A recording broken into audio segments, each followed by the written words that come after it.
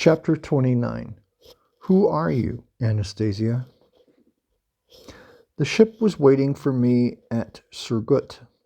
The captain and crew were awaiting my instructions, but there was no way I could concentrate my thought on working out the subsequent itinerary, and I ordered the ship's crew to continue standing in port and to hold parties for the local population to come and have a good time and keep up the promotion and sales exhibits. My thoughts were occupied with my experiences with Anastasia. At a local shop, I purchased a great deal of popular science literature, books on extraordinary phenomena and people's unusual abilities, as well as the history of Siberia. I squirreled myself away in my cabin, trying to find in all these books some sort of plausible explanation.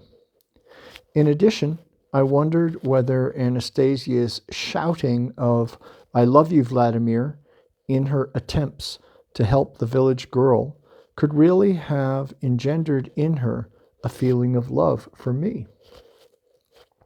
How is it that mere words, which we often utter without putting a sufficient amount of suitable feeling into them, could have affected Anastasia, in spite of the differences in our ages and views on life and lifestyles? The popular science literature gave me no clues. Then I picked up the Bible, and there it was, my answer.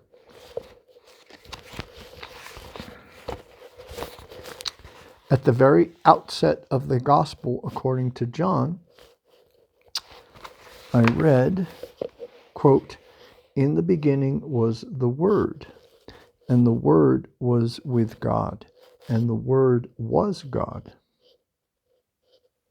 For the umpteenth time, it struck me how laconic and precise were the definitions of this amazing book. Immediately, a lot of things became clearer in my mind. Anastasia, incapable as she was of trickery or deceit, could not just simply utter meaningless words. I remember her saying, quote, "It seemed as though I had forgotten at that moment that it was not enough just to simply utter those words. There definitely had to be behind them feelings, an awareness, and trustworthiness of natural information." Oh God, how disappointingly her hopes had turned out. Why had she addressed these words to me? Here I was, no longer in my prime, someone with a family, enslaved to a great many of this world's temptations, dark and destructive, as she herself said. With her degree of inner purity, she deserves someone else entirely. But who could fall in love with her, given such an extraordinary lifestyle, mentality, and intellect? At first glance, she comes across as an ordinary girl, although extremely beautiful and attractive. But once you get to know her, it is as though she is transformed into some kind of creature living way beyond the bounds of the rational. It may very well be that this impression of mine is due to my imperfect knowledge of things, my insufficient understanding of what constitutes our being. Others might have an entirely different perception of her. I recalled that even at our parting, I did not feel any particular desire to kiss or embrace her. I don't know whether she would have wanted me to or not. Anyway, what exactly did she want?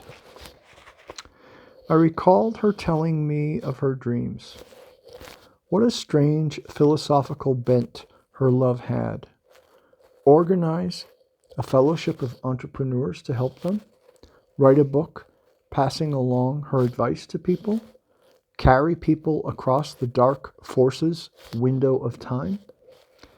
And she believes it all. She's convinced that that's how it will all turn out. Oh, I was a good one. I promised I would try and organize a fellowship of entrepreneurs and write a book. Now she'll probably be having even more fantastic dreams about that. She might have thought up something simpler. She might have thought up something simpler and more realistic instead. An inexplicable sense of pity for Anastasia arose in my heart.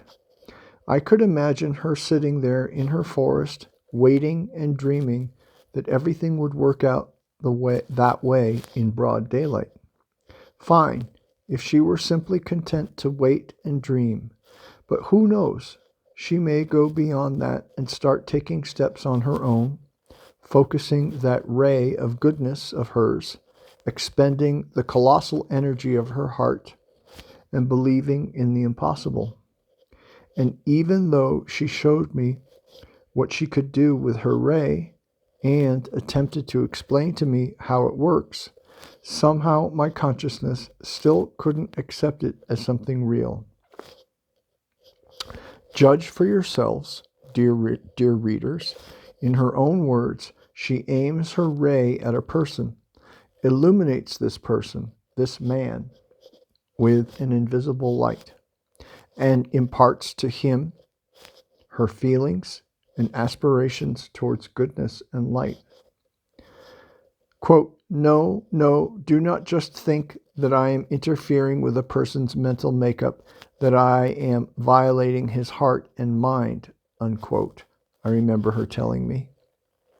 Quote, man is free, people are free to accept or reject me, only to the degree that they themselves find it to their liking, something close to their heart, will they be able to accept these feelings as their own. Then they will become lighter and brighter in their appearance as well, and your diseases will leave them, either partially or completely. My grandfather and great-grandfather can do this, and I have always been able to.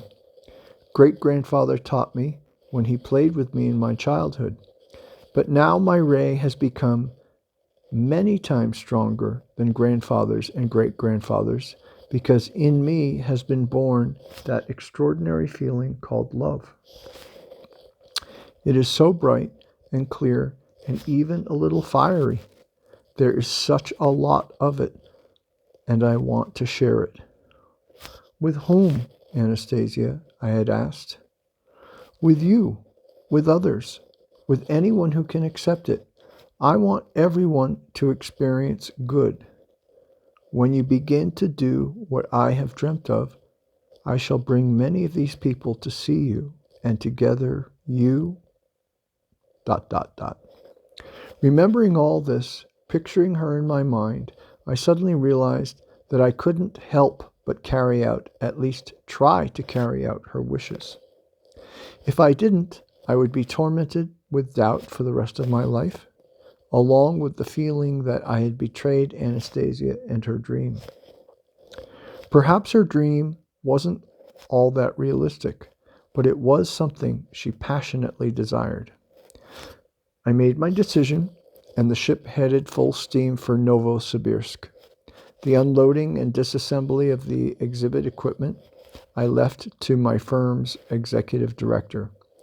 After somehow managing to settle matters with my wife, I set out for Moscow. I set out for Moscow to make, or at least try to make, Anastasia's dream come true. To be continued. And that's the end of Volume 1.